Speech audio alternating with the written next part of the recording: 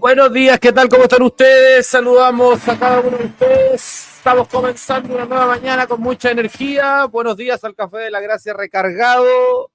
El único programa que tiene nombre de café, pero que no tiene café. ¡Bravo! Buenos días, ¿qué tal? Saludamos a todos los que se están sumando a esta transmisión. Agradecemos a cada uno de los fieles telespectadores, auditores, seguidores del podcast, en fin, cualquiera sea la plataforma en la cual usted está escuchando, viendo esto. Muchas gracias por su compañía. Este es un programa cristiano producido por Fundación Metanoia, patrocinado, por Fundación Metanoia y producido por Metanoia TV. En simple, Fundación Metanoia nos permite, nos entrega los recursos y los medios para poder hacerlo, pero la pega la hace Metanoia TV. Gracias también a los medios asociados que nos permiten sacar esta señal, medios no necesariamente con líneas editoriales cristianas, pero que permiten, a través de un contenido patrocinado y pagado externo, poder sacar adelante esta señal a sus distintas audiencias. Agradecemos a La Voz de Pucón, desde Pucón a toda la zona lacustre, casi 6 años ya al servicio de la comunidad. Agradecemos también a ATV Valdivia, casi 30 años ya tiene ATV Valdivia, desde Valdivia a toda la región de los ríos. Gracias por confiar en nosotros, por permitirnos sacar este contenido. Como ya lo decimos cada vez, todas nuestras opiniones y los contenidos, temáticas, mensajes, comentarios, imágenes que se muestran en este programa son responsabilidad nuestra, de Fundación Metanoia y Metanoia TV, y no necesariamente representan las líneas editoriales de cada uno de los medios de comunicación que nos permiten sacar adelante esta señal. El capítulo de hoy, un capítulo polémico, pero cuando se trata de polémica yo no puedo estar solo. No. Yo la semana pasada tuve que sortear solo, pero no me meto en polémicas solo. Necesito a alguien con altura suficiente para poder acompañarme en este tipo de polémica. Esto es como cuando uno entra a un bar. Uno no se mete solo a un bar a molestar a alguien. Uno tiene que meterse acompañado. ¿Y qué mejor compañía que don César? Buenos días, don César. Muy buenos días, ¿cómo estás, Esteban? ¿Cómo están, amigos? Yo con usted me meto a un bar a hacer... perfecto. Vamos a todas nomás. Aquí estamos con alguien. Para la gente que no sepa, César mide, no sé, 2,40 metros. No, estoy exagerando, pero por ahí, 2,35, no sé. No tanto, pero aquí estamos lo suficiente para protegerme al menos. Así que por eso me meto en polémicas contigo. Ya, ok, listo. Vamos. Oye, a todas Oye, primero, antes de presentar el tema, saludamos a la gente que nos está acompañando. Don Ángel, buenos días y las empanadas. No, espérame. Yo aquí tengo que hacer una pausa y contarte que el fin de semana yo visité a nuestro querido hermano y amigo Ángel y ¿Ya? probé sus maravillosas empanadas. Oh. Extraordinario. Es más, viene un pedido para ti, amigo mío. Oh, Está aguardándote, está esperando. Mira lo que dice Angelito. Cumplió, No hay frase que no 100%. se cumple. Oh, aleluya, como diría alguien que conocemos. Oh, Angelito, mira. Oye, y Yo, cumplen todas las expectativas, ¿ah? Lo que ¿así? nosotros decíamos de que son las mejores. No, Oh, definitivamente son las mejores. Y tiene una. Oye, son como 13 o 14 tipos de empanadas. Es una barbaridad de tipos de empanadas distintas. que Ángel ponga sus datos de contacto ahí para la gente que nos está viendo de la zona central y quiere comer las mejores empanadas de Chile. Ángel, pon tus datos ahí en un comentario para tirarlo al aire. Dice, no hay plaza que no se cumple y deuda que no se pague. Cumplí, dice, vamos a ver si llegan. Vamos a ver si llegan. Está nomás, porque todavía no ha llegado a todos. Va a llegar. Dice. Oye, así que saludos, Angelito. Bueno, vamos a probar y vamos a dar el próximo capítulo, vamos a contar si es que era tal como decían. Oye, saludamos también a Katy. Katy, Dios te bendiga. Desde Italia, si no me equivoco. Fernanda Mora dice, buenos días, nublado. Dios te bendiga, Fernanda. Gracias por acompañarnos. ¿Nublado en dónde? Estamos conectados a distintas partes. Dinos de dónde. Puede ser Valdivia, puede ser Pucón, puede ser Colombia, puede ser Italia. Mira, alguien nos saluda desde Brasil. Estoy en un bus con Ariel, camino a Sao Paulo, dice Mitch. Saludos, Mitch. Buen viaje. Te esperamos por acá. ¿Quién más? Buen día, dice Daniel. Daniel, Dios te bendiga. Bienvenidos a cada uno de ustedes ya.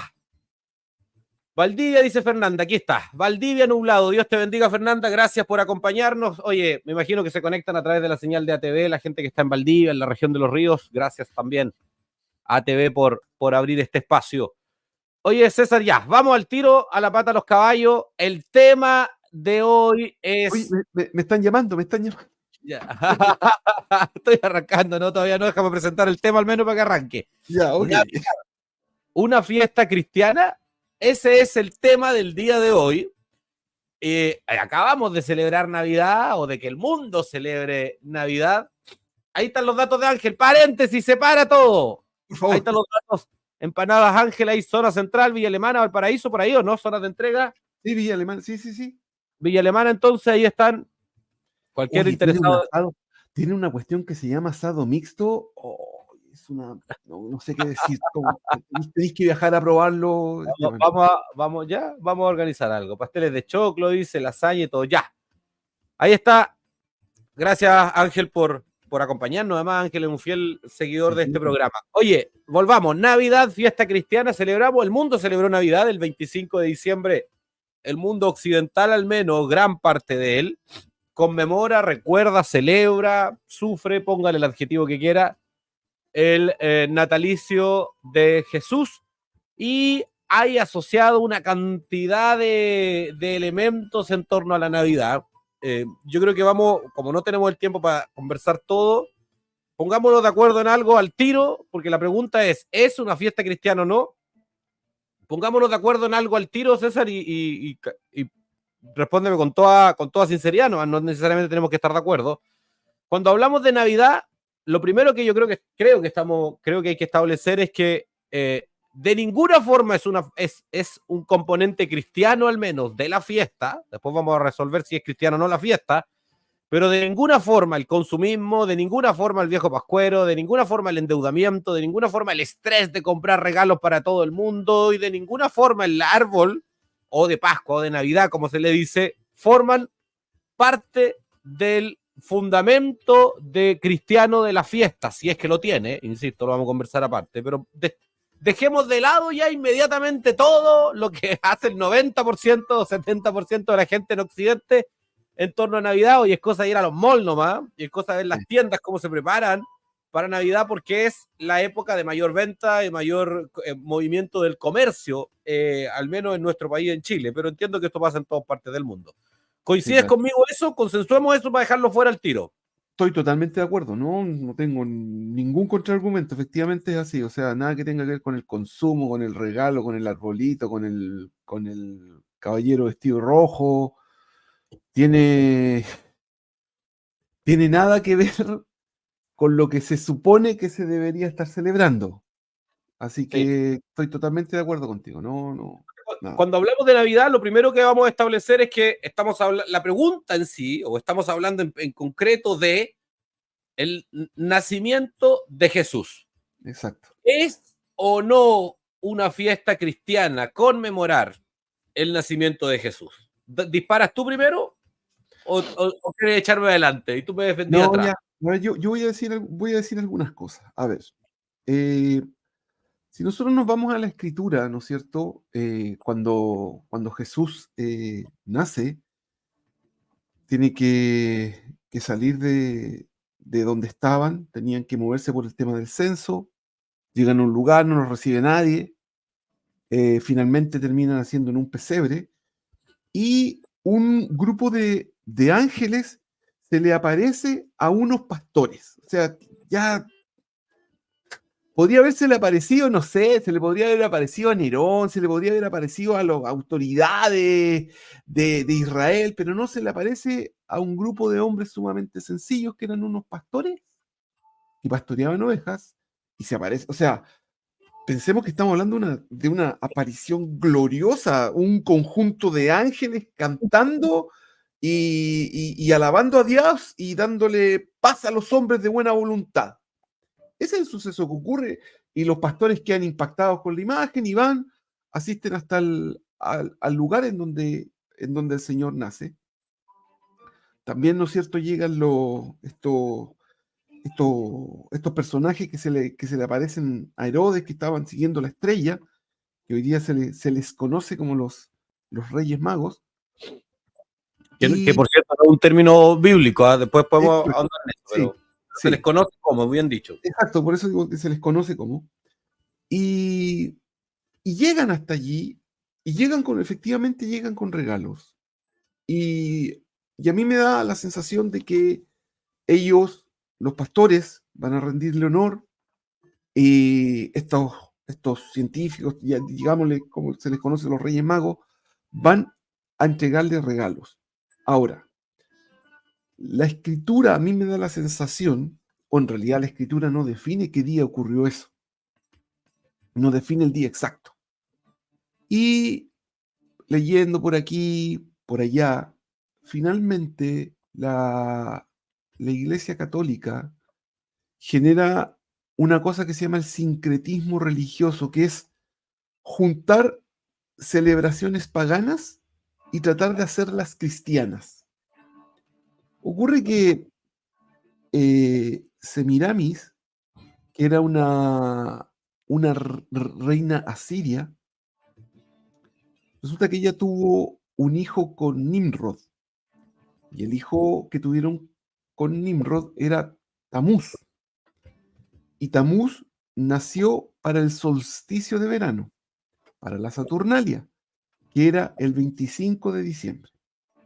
Entonces ocurre que esta era una celebración que ya se hacía, que ya se efectuaba en medio de una celebración pagana, que se efectuaba antes incluso de que hubiese nacido el Señor. Y claro, resulta que como muchas veces en este caso la Iglesia Católica llegaba a un lugar y en su afán de evangelizar, empezaban a asumir las fiestas de los pueblos y los trataban de cristianizar. Y esto fue en el fondo lo que ocurrió con el tema de la Navidad. Que aquí se celebraba el nacimiento de Jesús. Porque no hay nada, no hay ningún lugar en donde se especifique, ni hay cómo descubrir que el 25 de diciembre nació el Señor. Esa cuestión no hay datos para poder establecer eso fehacientemente. Y posteriormente a eso, con los años, se instauró la cuestión del caballero de rojo, que los regalos, y después ya los regalos no se compraban con efectivo, sino con tarjeta, y después con Tres cuotas, préstamos, y paguen después más. con 3 cuotas precio contado, después con 12 cuotas precio contado, y finalmente tiene que ser el regalo más grande, ¿no? Es que el niñito se merece lo mejor de lo mejor de lo mejor. Ya. Y eso. A ver, convengamos algo entonces. Y yo creo que en eso en general la mayoría de la gente, inclusive los que lo celebran, inclusive los que no son cristianos, tienen cierta claridad de que Navidad, el 25 de diciembre, no es una fiesta de origen cristiano, al menos, porque no existe ningún fundamento bíblico primero para sostener la fecha, ni tampoco existe ningún argumento bíblico para sostener la celebración en sí. Y eso es lo que hay que establecer. O sea, y aquí yo probablemente voy a dar un matiz porque quizás no vamos a estar todos de acuerdo con la definición en esto, pero yo creo que hay un consenso inclusive histórico y intelectual y de los estudiosos de que Navidad como tal no es una fiesta que tenga un origen cristiano, es decir, que tenga un fundamento en la Biblia, ni tampoco es una fiesta que tenga un fundamento histórico coherente con los escritos bíblicos. Es casi imposible que Jesús haya nacido en diciembre. Es casi imposible que hubiesen habido, por ejemplo, pastoreos en el invierno del hemisferio norte. Y hay un montón de elementos que nos hacen suponer que era técnicamente imposible o muy difícil aceptar que Jesús nació en la época que decimos que el mundo al menos recuerda. Yo creo que eso, ahora, en el fondo eso no desacredita en sí la celebración de la fiesta como algo cristiano. Hay que decirlo. Hay muchas Sí, cosas que no tienen un fundamento histórico y hay muchas cosas que no están. Por ejemplo, el Día de Acción de Gracia que practica Estados Unidos a final de noviembre es una fiesta que no tiene ningún fundamento cristiano, no viene de los padres apostólicos, ni está escrito en la escritura, ni está establecido en la escritura, pero lo que hicieron los colonos americanos fue dedicar un día a agradecer a Dios por el resultado del fruto de la tierra que les estaba dando. Y fue algo que es coherente con la escritura, pero que no tiene necesariamente un fundamento cristiano. Y aquí viene exacto. la pregunta, César, para tratar de meternos en la controversia en sí. ¿Es Navidad una fiesta coherente con la Biblia? Y yo aquí quiero establecer al tiro algunas visiones, al menos, en esto. Lo primero es que hay, en el mundo cristiano, históricamente ha habido dos visiones respecto a esto. O sea, estamos de acuerdo que históricamente no tiene ningún fundamento, que el fundamento en realidad histórico es pagano, proviene del paganismo, y en general la iglesia cristiana históricamente ha adherido una parte ha adherido a esa opción, es decir, como es una fiesta pagana, la iglesia cristiana no puede vincularse a ella. Alguien decía en los comentarios, creo que era Ángel, no me acuerdo, aquí decía, la iglesia celebra dos fiestas, el bautismo y la cena del Señor. Sí, efectivamente. Los sacramentos al menos, las ceremonias de sacramento en la iglesia está establecido por esas dos y son las únicas dos que están documentadas y fundamentadas en la escritura. Por lo tanto, algunos visiones en la iglesia, de la historia de la iglesia han dicho no, solo o sea, la Navidad no, como es una fiesta al sol, de ahí viene el fundamento en sí, y el cristianismo, particularmente el catolicismo, lo adoptó como una forma sincrética de poder obtener y de anular de alguna forma la fiesta pagana, algo que era muy común en los principios de la historia cristiana, que era absorber fiestas paganas y darle un valor cristiano para justamente por una Claro. cuestión política, digamos, de control político. Eh, y hay gente, insisto, que dice, no, yo no la puedo celebrar por esa razón. Ahora, de la misma forma, y a mí personalmente ese argumento me parece muy legítimo, que hay gente que diga, no, yo prefiero ser un ortodoxo y fundamentarme en las escrituras y no adherir a ninguna fiesta, sobre todo aquella que tiene un fundamento pagano. Pero hay otros en la historia cristiana también, hombres respetables, que dicen, sí, es verdad, es una fiesta que tiene un fundamento pagano, pero por otro lado es extraordinariamente virtuoso y piadoso reconocer y celebrar el día en que se cumple o se concreta, era la palabra que buscaba, se concretan las promesas y las profecías de Dios al enviar a Jesús a este mundo y se conmemora por medio de su nacimiento. Es además una excelente oportunidad para mostrarle al mundo que Jesús nació y la razón de por qué Jesús nació. Y ahí tú tienes hombres como Juan Calvino, como el mismo Charles Spurgeon, en general hombres que al menos nosotros valoramos y reconocemos de los últimos siglos, al menos como cristianos, eh, que, con, que, con, que ellos adherieron a la fiesta como un medio para reconocer algo que en el fondo era piadoso. Claro. Son las dos visiones en torno a esto. Hay algunos que se comprometen más con una con otra. ¿Cuáles son mis conflictos en esto, César? Y te doy el pase al tiro en esto. La primera visión me parece muy respetable, pero sí me parece un tanto hipócrita, porque hay un sinnúmero de fiestas cristianas, o sea, perdón, de fiestas paganas, que están absolutamente arraigadas en el mundo cristiano moderno y que se celebran sin ningún problema. El problema es Navidad, eso sí, ¿me entiendes? Claro. Por ejemplo, el cumpleaños. ¿Cuántos de los que celebran Navidad, de los que dicen que Navidad es una fiesta pagana, de los que decimos que Navidad es una fiesta pagana, nos preguntamos respecto a la celebración de cumpleaños? Nos encanta la tortita, las velas, todo eso. La torta las tortas se presentaban a los dioses paganos en la antigua Grecia.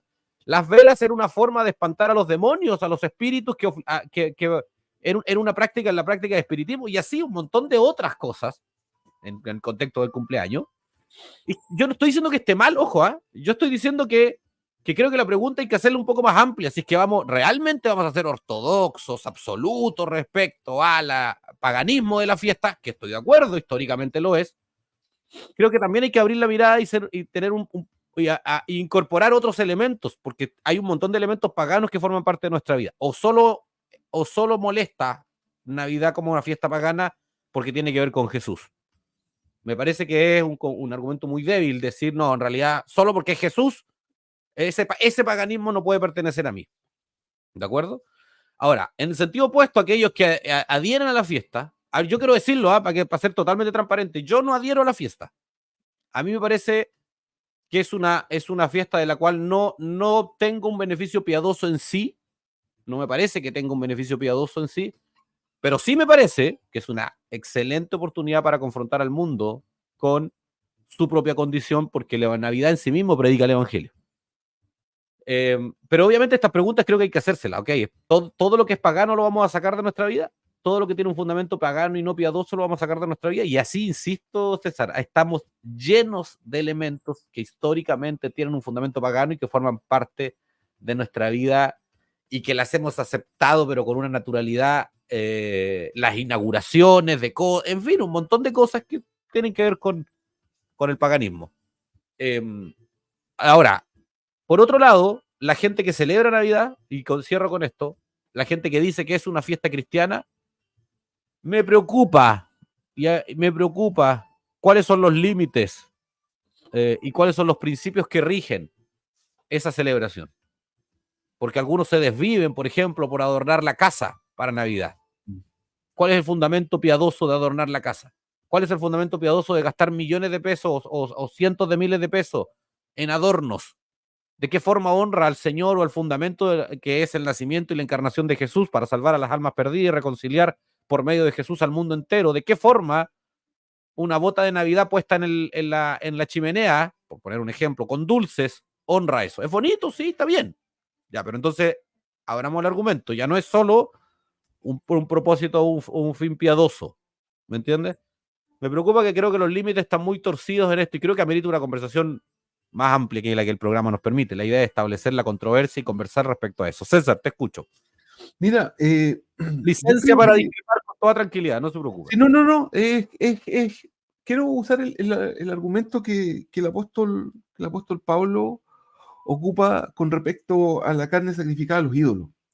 Resulta que en la iglesia había un tremendo problema porque habían personas, hermanos, que no tenían absolutamente, porque en esa época efectivamente habían animales que venían, se sacrificaban a los ídolos, a los dioses paganos, y finalmente esa carne terminaba en las carnicerías de la época, se vendía, y habían hermanos que iban y compraban esa carne y comían de esa carne, y no tenían absolutamente ningún problema de conciencia. Ellos en su mente no estaban pecando con hacer eso, ellos estaban seguros de estar tranquilos, pero habían otros hermanos que eran más débiles, que no consumían eso. Y así lo establece el apóstol, que eran los débiles los que no consumían. Y les dice, y el apóstol plantea, bueno, si tú eres fuerte y tú estás frente a un hermano débil, ten consideración con el débil y no hagas algo que a tu hermano débil lo vaya a hacer caer. Ahora, aquí viene la otra parte. ¿Es posible que el débil toda la vida siga siendo débil? Un hijo de Dios, una persona que ha sido regenerada y ha nacido de nuevo, su vida va creciendo, va madurando, por lo tanto esa persona no toda la vida puede ser débil. Ahora, ¿qué quiero decir con esto? Aquí hay un tema de conciencia con el asunto de la celebración de la Navidad. Pero sí, para yo poder hacer las cosas conscientemente, tengo que tener la mayor cantidad de datos posible y saber cuál es el fundamento de esto. Si yo realmente delante de Dios no tengo ningún problema y quiero honrar a mis, porque este es el punto, ¿a quién voy a honrar con la celebración? ¿Voy a honrar a mis hijos llenándolos de regalos? ¿Voy a honrar a mi familia llenándonos de regalos? ¿Voy a honrar la casa adornándola con lucecitas, con arbolitos, con monitos, con los renos, con el carro, con la cuestión? ¿A quién voy a honrar cuando yo voy a hacer esta celebración? Porque los hijos de Dios, nosotros nos debemos a nuestro Señor. Y es a Él a quien nosotros tenemos que darle toda honra, honor y gloria en todo momento. Si yo voy a celebrar esto y le voy a dar honor, honra y gloria a mi Señor al hacer esto, yo creo que no hay problema. Pero si en base al conocimiento que tengo y a la responsabilidad que yo como cristiano tengo de conocer, porque también este es el tema, a veces no nos informamos, no leemos, no vemos, ya esta cuestión, ¿por qué? No, ya da lo mismo, vamos a todas nomás, celebremos, da lo mismo. ¿Seguro que da lo mismo?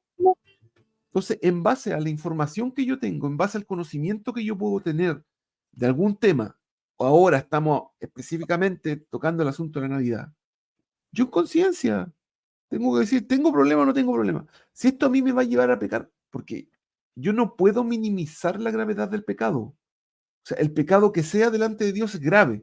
Entonces, si yo en mi corazón, al hacer esto, siento que estoy pecando delante del Señor, no lo hago. No tengo que hacerlo. ¿Para qué me voy a exponer gratis, de manera gratuita al pecado? Lo evito, me arranco. No, yo no voy a celebrar más. Pero si para mí no hay un problema de conciencia, ok, celébrelo. Pero insisto en esto.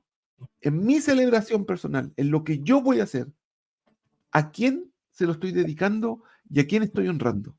Eso es algo sumamente importante porque toda gloria y toda honra y todo honor es para el Señor, no para los regalos para los hijos, para la familia, que no sé qué, que la cuestión y todo eso que tristemente rodea esta fiesta, porque, claro, se trata de usar mucho y el argumento del nacimiento de Cristo, que es muy válido, pero por lo general queda opacado frente a toda la otra cuestión, y ese es el problema. Eso. O sea, sí, ahora, esa pregunta que tú bien señalas para definir la Navidad es la pregunta que tenemos que hacernos los cristianos, no solo en las fiestas, en todos nuestros actos. Sí. Esto que voy a hacer, ¿a quién honra?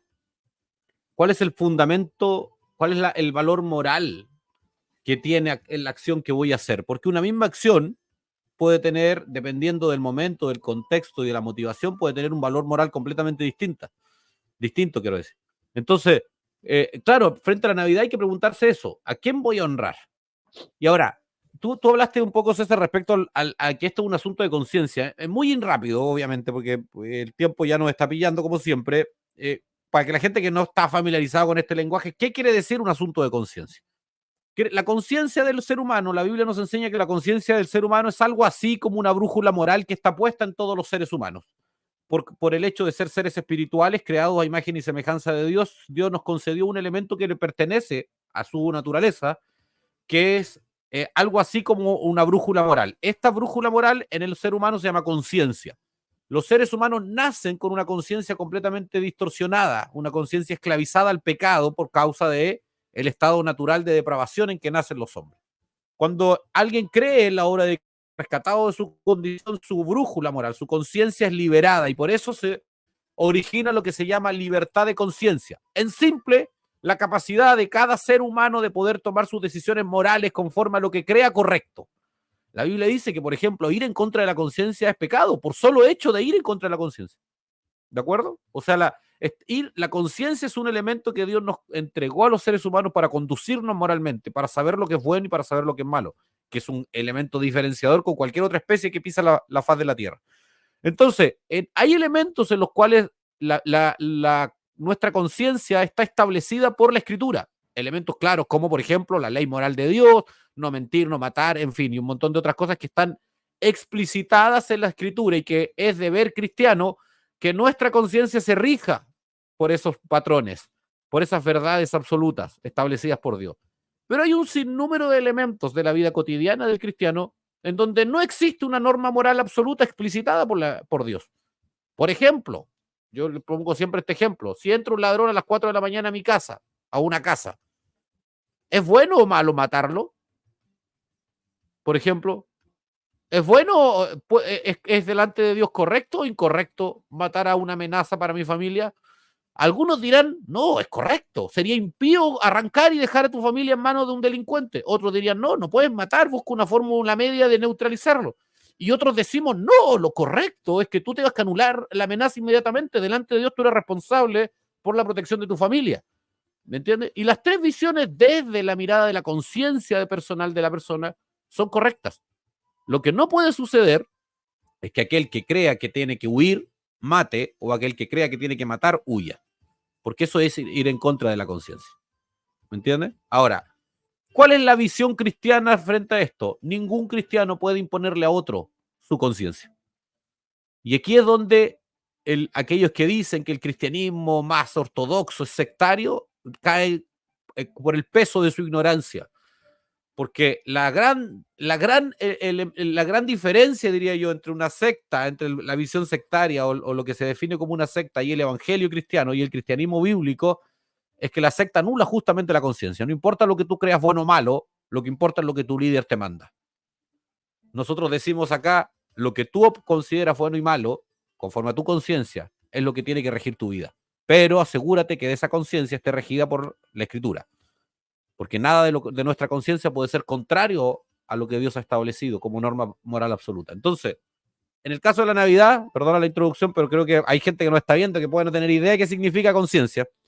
En el caso de la Navidad, lo que rige es exactamente eso. ¿Hay un texto bíblico que diga no hay que celebrar el nacimiento de Jesús? No. ¿Hay alguno que diga que hay que celebrarlo? Tampoco.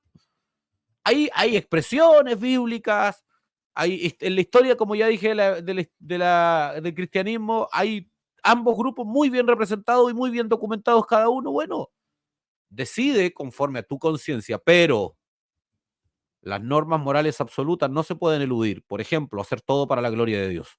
Eso es una norma absoluta. No puedes eludirla, como tú bien decías. La pregunta que tenemos que hacernos es, ¿lo estoy haciendo para glorificar a Dios?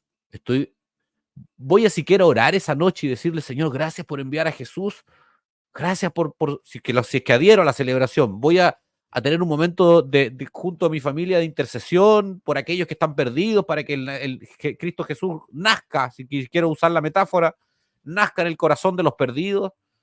Voy a siquiera usar la Navidad para decirle a mi vecino que está al lado, oye, celebra Navidad, sí, bueno, celebras que murió Jesús, que estás muerto y que Jesús vino a morir para salvarte. ¿Voy a hacer algo piadoso siquiera? ¿O en realidad quiero comer cositas ricas y comprar regalos? Esa es la pregunta que tenemos que hacernos. César, pregunta, oye, leamos algunos comentarios. Leamos comentarios. Sergio dice, con respecto a lo que dice el hermano César, el colocar unas luces, ¿deshonra al Señor por hacerlo? Yo creo que eso se respondió con la conciencia recién. No, en sí mismo no. En sí mismo no hay una deshonra. Las acciones en sí, no, menos algo tan trivial como colocar una luz. Sí. Ahora, no, perdón, no, el punto no es si poner o no la luz. Sí, y a lo que yo apunto, y creo que esta es la parte clave y lo que mismo tú dijiste, o sea, ¿para qué estoy poniendo la luz? ¿Cuál es mi objetivo de poner la luz? O sea, ¿cuál es mi objetivo de la celebración? ¿Honrar al Señor o no honrar al Señor? Si en mi corazón al poner la luz yo quiero honrar al Señor aquí, haciendo esto, y después, no sé, está bien, pero si estoy poniendo la luz porque todos ponen la luz y no quiero que vean que yo soy un apagado, fome, que no celebra ni una cuestión y que me van a criticar, no, y ahí está, estoy usando una razón impía. Eso. Sí. Oye, Eduardo dice, ¿quién eres tú? Me imagino que por mí, para meterte en mi conciencia. Creo que acabo de responder eso, Eduardo. Justamente eso es lo que no hacemos. Gasta el diezmo de eso que embarcas. ¿Dónde? No entendí. No Oye, entendí. sí, ¿a dónde hay diezmos? Los necesitamos. Por favor. Sí. Oye, vamos a hacer un capítulo del diezmo, ¿ah? Yo creo que vamos a hacer un capítulo. Ay, perdón, que me río. La Michelle dice, el cuidado que hay que tener es no tornarse legalista. Exacto. Si el legalismo es en el fondo lo que Eduardo decía, cooptar la conciencia ajena e imponer normas legales que no están establecidas en la escritura. La Michi dice, ¿será que se puede crear una conciencia colectiva en relación al tema en nuestra iglesia, por ejemplo? Ah, mira qué interesante eso. ¿Se puede crear una norma moral colectiva? No. Yo no creo que se pueda crear. Yo no creo que podamos ponernos de acuerdo todos y decir esto es bueno, esto es malo, porque significa justamente ir en contra de la conciencia individual. Y la conciencia es, por definición, una brújula moral personal. ¿Por qué? Porque cada ser humano es personalmente responsable frente a Dios. Correcto. Lo que sí se puede hacer, lo que sí, y de hecho es lo que debe hacerse, es que las actividades de una iglesia deben regirse por ley bíblica, digamos, por norma bíblica, deben regirse por la conciencia de sus dirigentes. Por eso la Biblia establece que sus dirigentes deben ser hombres maduros, hombres piadosos, y una serie de características, no un neófito, y la Biblia hay dos textos bíblicos detallados que nos muestran características que debe tener el anciano, el dirigente, el pastor, póngale el título que quiera. Claro. Por lo tanto, las actividades congregacionales, las actividades de una iglesia, se rigen por la conciencia de sus dirigentes. Y esto es una cosa bastante lógica, son los responsables frente a Dios de la salud de la iglesia, y también porque no puedes arrastrar a la conciencia personal, porque imagínate que la iglesia dijese, ya, a partir de ahora se celebra Navidad, hipotéticamente, y vamos a celebrarle, vamos a poner un árbol de Pascua aquí en la mitad, y vamos a comer pan de Pascua, estoy exagerando, pero para que se entienda, y vamos a hacer un intercambio de regalos. ¿Qué haces con la gente que en su conciencia cree que es pecado? Claro. ¿Los vas a obligar a pecar? ¿Los vas a marginar ese día? No puedes, porque estás yendo en contra de la propia conciencia de esa persona. Uh-huh. ¿Me entiendes? Esto se vio en el tema de la pandemia, y ahí yo creo que es una conversación muy interesante que podemos tener respecto a las suspensiones o no suspensiones de las reuniones. En el mundo cristiano se generó una controversia muy grande. Conozco gente que salió de iglesias por tener diferencias en torno a esto. Entonces, obviamente, la conciencia colectiva no es una conciencia colectiva. Hay ciertos consensos congregacionales que son de arbitrio, de exclusividad de los dirigentes, y que es porque son ellos los responsables. Ahora, en mi opinión, un buen dirigente piadoso, temeroso del Señor, tiene que tomar una decisión que permite y que resguarde la conciencia de todos los miembros. No puedes imponerla, no puedes imponerla como una visión única en aquellas cosas en donde no existe una norma moral absoluta, seamos claros. En aquellas cosas en donde, por eso el apóstol Pablo escribe, en aquellas cosas, perdón, donde existe una norma moral absoluta, como en la Escritura, como en la Biblia, claro. no solo no podemos ser, o sea, no solo podemos y debemos ser claros, ser explícitos, sino que somos responsables por ello, de decirle a los hombres lo que es bueno y lo que es malo, porque su conciencia tiene que alinearse con las verdades bíblicas. Sí. César, oye, algo que agregar respecto a esto, porque estamos contra el tiempo como siempre. No creo que, o sea, no creo que hemos sido claros, creo que ha sido claro. Muy claro. Uno siempre quiere que, claro, la gente no entiende nada, pero bueno. Sí, porque ojalá que todos entiendan lo que queremos decir. Oye, la pregunta de esta semana entonces es, rapidito, ¿es bueno o malo celebrar Navidad? ¿Es bueno o malo? Pregunta de la semana en Café de la Gracia.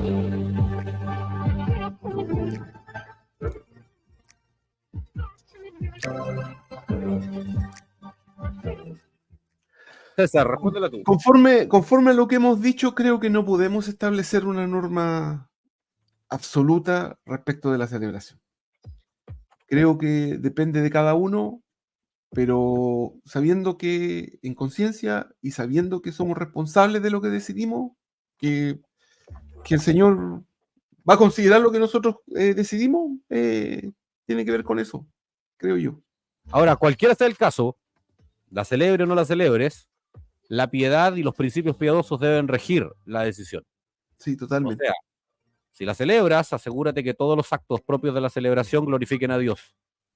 Y si no la celebras, asegúrate de resguardar en amor, por ejemplo, porque eso también lo veo. Los que no la celebran se paran en una plataforma de Sí, superioridad a claro, decirle, ese es otro problema. demonios, no sé, demonios caminantes, Sí, a sí, aquellos que la celebran. Eso también es como lo contrario, porque significa justamente ir en contra de la conciencia personal. exacto. Ahora, lo que uno puede, insisto, y esto estamos hablando de la celebración y de la conmemoración del nacimiento de Jesús. Ya dijimos, y ahí no hay y ahí hay una norma moral absoluta, no hay ningún fundamento bíblico para justificar el endeudamiento, el estrés y toda la locura y el frenesí capitalista que genera y materialista que genera la Navidad. No hay, ahí sí que, en eso sí hay que ser claro, es absoluto en eso. No hay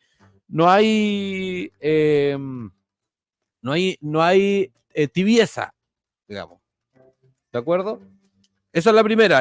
Así que espero que haya quedado claro respecto a eso. Oye, César, la semana pasada, usted cuando no estuvo, porque anduvo, no sé, Miami, Jamaica, bueno, vemos que estuvo comiendo empanadas y con Angelina. Buscándote las empanadas, Empanada, bueno, no sé dónde estuvo, la verdad, mientras no las pruebe, no tengo certezas, pero cuando usted no estuvo, yo tuve que salir adelante nomás, y como había que salir adelante, tuve que ahí improvisar. Y cuando yo improviso, dejo la escoba. Ese es el problema. Usted no sabe muy bien. Cuando a mí me dan tiempo, ¿para qué me invitan si sabe cómo me pongo? Claro. Cuando a mí me dan tiempo, yo dije, ya tendré que sacar adelante el programa. Dije yo, algo tendremos que inventar. Bueno, y eso hice, inventé. La semana pasada inauguramos la nueva sección. ¿Cuál es la nueva sección? La nueva sección. La nueva sección de este programa. Ah, es misteriosa. No, misteriosa, con todo. Ya. Todo, A ver.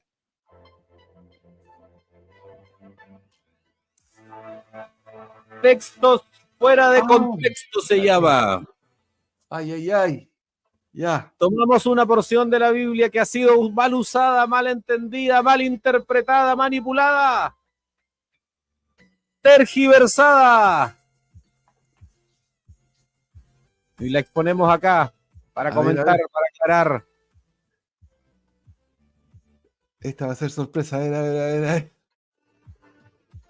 Y la gente la semana pasada yo me mandé 3 al tiro porque como estaba solo dije yo. Ándate, 3 al tiro ya. Fue con todo al tiro, como te dije, con todo, si no, ¿para qué?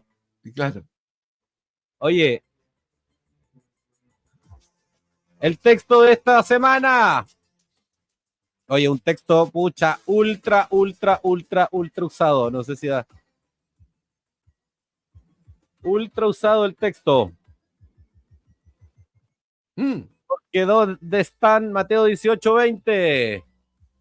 Porque donde están 2 o 3 congregados en mi nombre, allí estoy yo en medio de ellos. Eso dice un grupo de amigos tomando en la esquina. Dios está con nosotros, póngale. Lo mismo dice alguien que se va de carrete, se sube al auto, pone 250 kilómetros por hora, mira para atrás y dice, hay 2 o 3, vamos, Dios está con nosotros. No nos va a pasar nada. Oye, suena irónico, o sea, es irónico, pero suena ridículo. Pero yo sé que hay gente que ha hecho ese análisis. O hay gente que se junta en cualquier contexto y dice, oye, habemos 2 o 3, Dios está con nosotros. Sé de iglesias que no parten hasta que no hayan 2 al menos, obviamente, de actividades, digamos, de personas que no parten hasta que no haya un 2 o 3 al menos, porque si no, Dios no está. Así que hay un montón de hay un montón de personas que usan este texto como un elemento para identificar la presencia o la ausencia de Dios. Oye, hay que decirle a Ángel que no nos mate los textos, por favor. Mira, lo voy a tirar al aire aquí. Este texto se trata de disciplina. Ya, pues Ángel, Buchadán, un poquito de. Nos mató toda la gente que está leyendo los comentarios. Ya, se cancela el texto, no hacemos ni una cuestión. Ya, se acabó. Está listo, ya. ¿Quedó claro? ¿Quedó claro? No, ya vamos, volvamos. Oye, Mateo 18:20, el texto dice, efectivamente, dice lo que dice que dice. Pero el texto, si nosotros vamos a hacer una locura aquí, a ver si se puede, porque...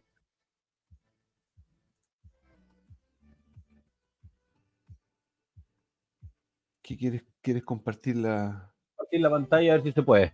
No sé si puedo hacerlo todo a la vez. Mateo 18:20 dice, ahí está el texto. Porque donde estás 2 o 3 congregados en mi nombre, y estoy yo en medio de ellos. ¿Se alcanza a ver o no, César? Espérame, es que justamente yo estoy ahora viendo. Ah, ya, ok, sí, se ve. ¿Se ve? Sí, okay, sí, lo veo. okay, Sí, listo. Ya.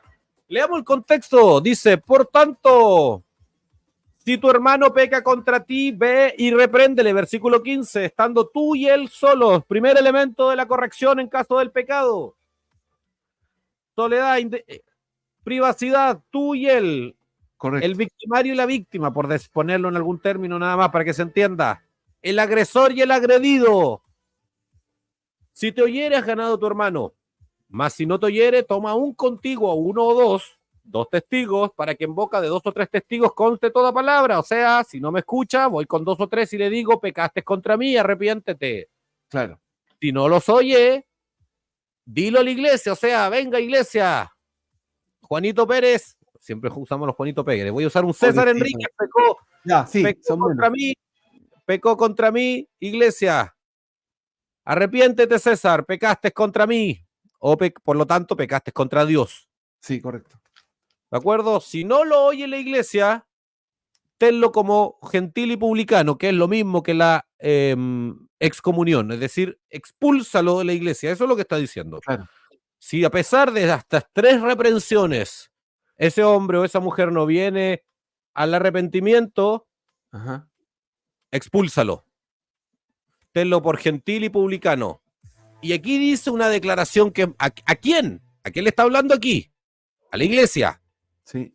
Si de cierto os digo que todo lo que atéis en la tierra será atado en el cielo, y todo lo que desatéis en la tierra será desatado en el cielo. Perdón, todo lo que desatéis en la tierra será desatado en el cielo, si lo dije bien.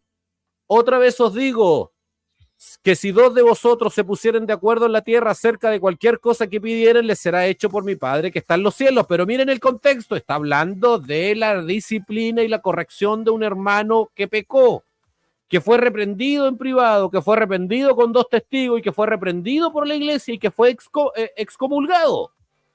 Ese es el contexto.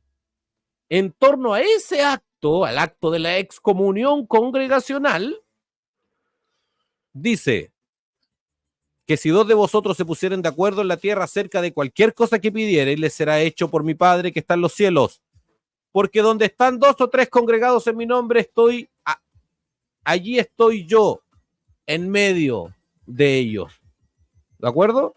O sea, lo que el texto está diciendo, que Dios respalda y que tiene implicancias, para decirlo en simple, implicancias sobrenaturales, implicancias en el cielo, implicancias en lo invisible, la decisión que la iglesia pueda tomar. Pero mira qué interesante que la escritura dice, mira qué sutil esto que voy a decir aquí, que está hablando de la iglesia, de la congregación de los santos, pero inmediatamente dice 2 o 3.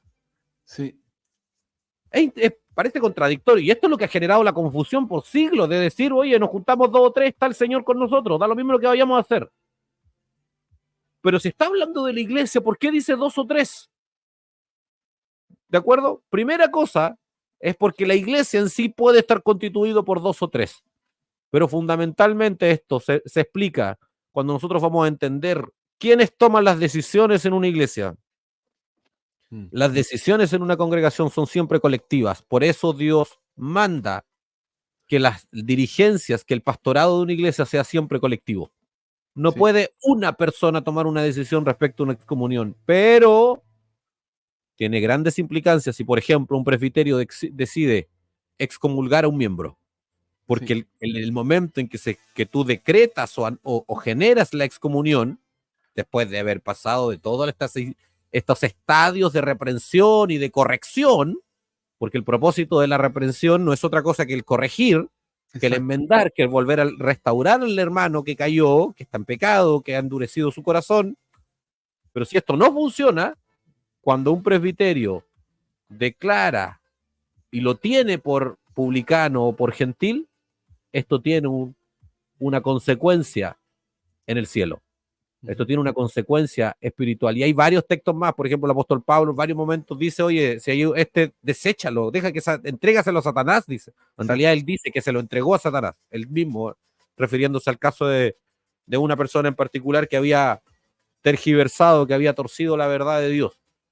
Eh, entonces, el texto no está diciendo que Dios no está estableciendo las condiciones para la omnipresencia de Dios.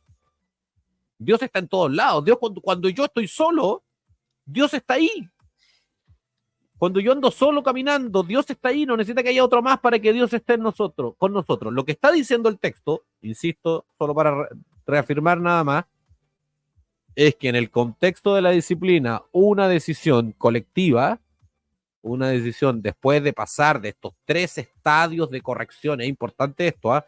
No es que simplemente se sí, pongan de acuerdo y decir, chao, listo, está sí. fuera. No, no, no, no, no, no, Dios no, para respaldarme a totalmente. mí porque está fuera. ¿Me entiendes? No, sí, hay que seguir el orden que el Señor estableció. Sí, ese es el orden. Eso hay que respetarlo. Y es porque finalmente eso es lo que Dios va a respaldar. El, que respetemos el orden que Él mismo estableció de cómo aplicar y llegar a este instante que ya es un momento extremo. O sea, no es que se llega a una persona a excomulgar porque hizo cualquier cosa. O sea, ya pasó todas estas etapas, es una situación extrema y que también hay que considerar que es la persona la que no se está arrepintiendo y que por eso es que se está llegando hasta allí. Sí, ese es el punto.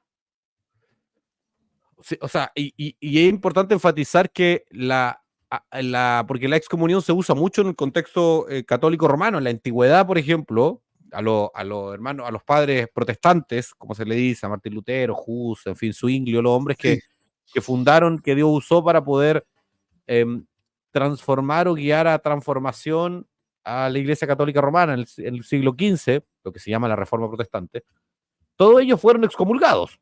Entonces la palabra excomunión está muy asociada al catolicismo romano sí, y no se usa en el cristianismo bíblico o en el cristianismo evangélico, por ponerle un título nada más, porque está muy asociado al catolicismo romano.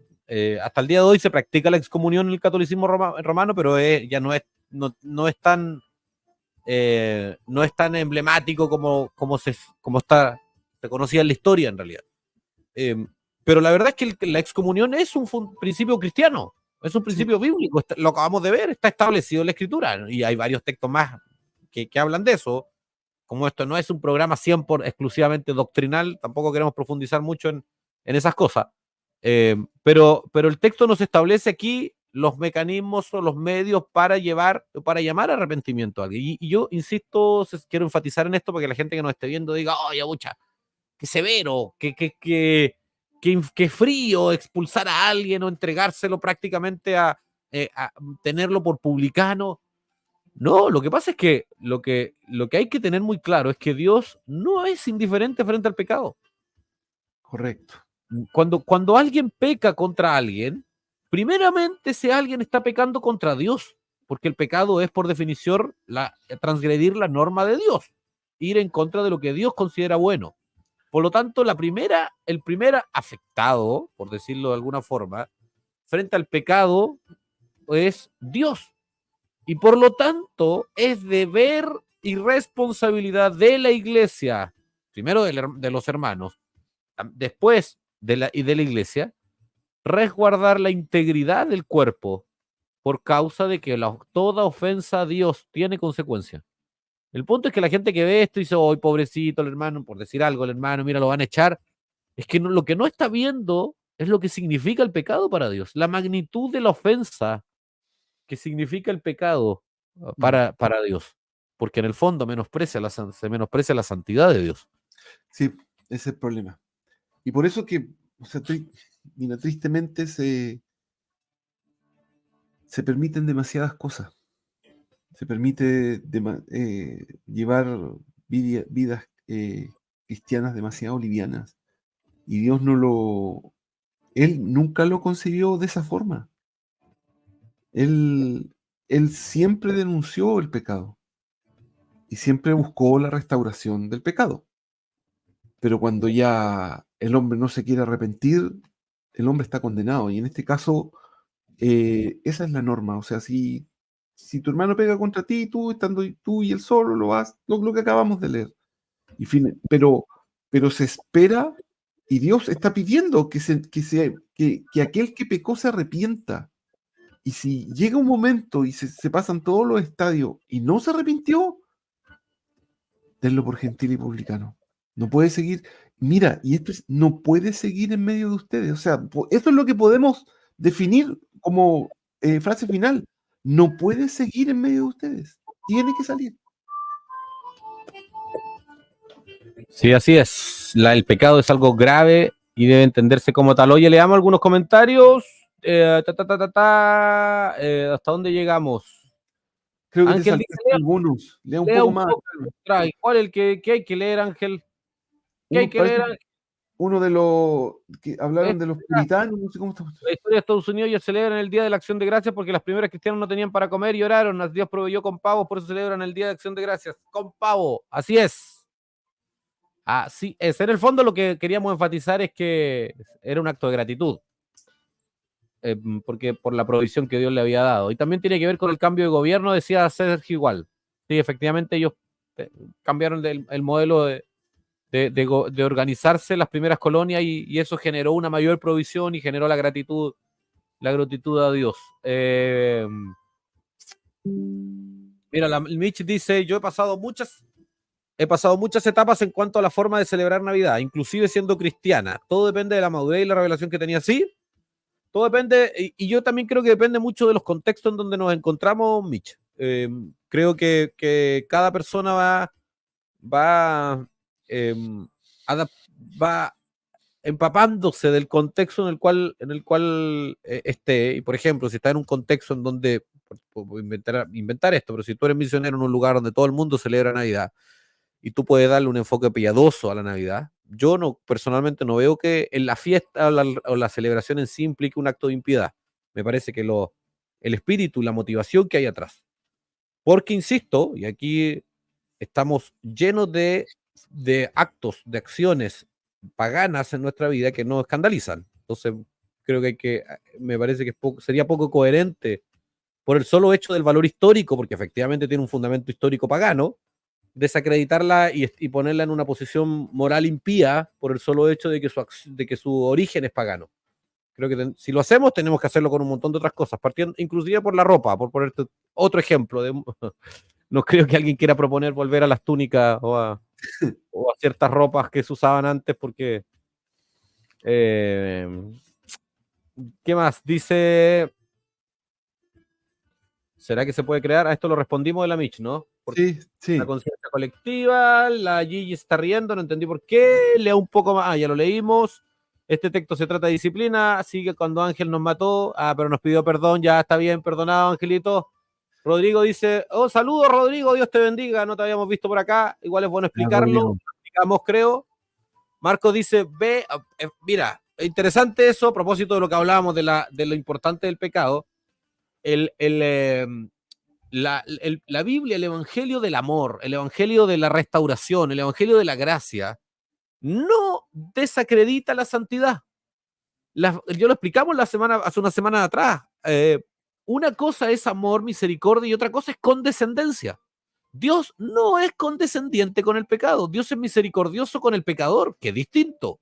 Dios no tranza su norma. Por esa razón, Jesucristo le dice a la adúltera, ok, ni yo te condeno, pero también le dice, ve y no peques más. Lo que Marco está trayendo a colación ahora, lo mismo hay un famoso texto en Proverbios 16 que dice, con misericordia y verdad se corrige el pecado. Yo lo he escuchado muchas veces ese texto como te dicen, oye, pero sé misericordioso con el hermano, po. No seas tan cruel, po.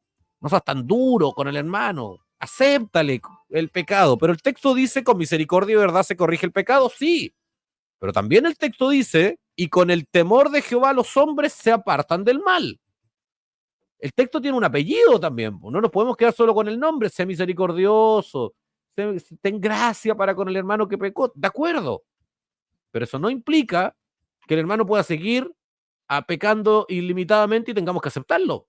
Correcto. Porque el texto también dice, y con el temor de Jehová los hombres se apartan del mal. O sea, implica necesariamente una actitud, gracia, misericordia para aquel que se arrepiente, para aquel que dice no va a pecar más, pero severidad absoluta contra aquel que es contumaz en el pecado, al punto que el texto que leímos en Mateo dice, expúlsalo. Cerramos con esto. Sí. Cerramos con esto. Sé de un caso en Brasil donde la dirigencia de la iglesia tuvo que expulsar a un líder por pedofilia y después ellos lo llevaron ante el juez civil. No hubo actitud de arrepentimiento, por cierto. Bueno, ahí abrimos otro tema, porque los delitos, los cristianos estamos obligados, en mi opinión al menos, sobre todo los delitos que afectan a terceros, a denunciarlo, y las personas tendrán que, como parte del proceso de disciplina, aceptar la responsabilidad legal. Mira, Renato, saludos, Renato, Dios te bendiga, yo soy un pecador, hermano, no lo dudo, Renato. Pero todo este programa y todo lo que nosotros hacemos en Fundación Metanoia, Renato, yo no sé si es una ironía o no, pero voy a asumir que es verdad, solo para explicar esto nada más.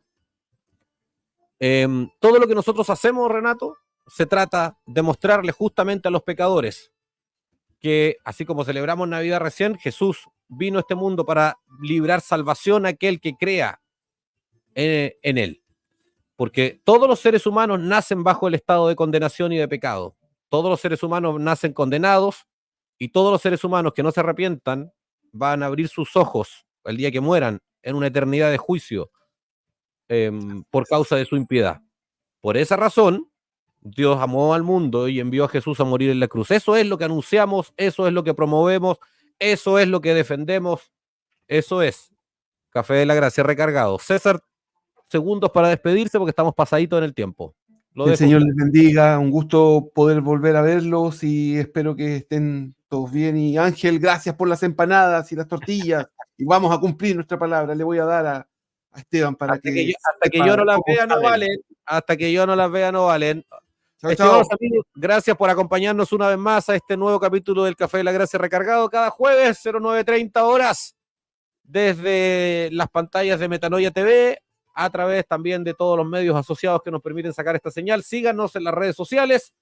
Estamos en YouTube, youtube.mtna.tv. Lo vamos a poner aquí en pantalla, en youtube.mtna. Este capítulo y todos los contenidos de Fundación Metanoia y Metanoia TV están quedando colgados en este punto. Síganos en Twitter, síganos también en WhatsApp. Súmense al canal de WhatsApp que tenemos, estamos enviando contenido a través de ahí, estamos en Instagram, estamos en Facebook, estamos en el sitio web también, transmisión 24/7, tenemos contenidos en blog.mtna, en fin, toda una plataforma disponible para llevar el evangelio y los principios y los valores cristianos a la sociedad actual que lo necesita más que nunca. Los dejamos con un video para que se sumen y aporten a la fundación para seguir haciendo la tarea que hacemos cada día. Dios les bendiga. Chao, chao.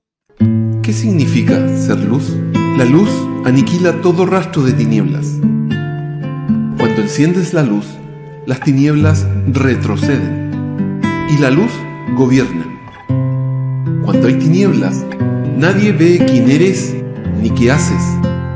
La luz avanza rápido, muy rápido. Cuando llega la luz, todo queda expuesto. Solo con luz puedes ver el camino. Sin luz, te caes, te duele, te golpeas, te pierdes y te condenas. Por eso, en Fundación Metanoia, amamos la luz, porque la luz cambia a las personas. Metanoia es luz. ¿Quieres ser luz junto a nosotros? Hazte socio. Fundación Metanoia.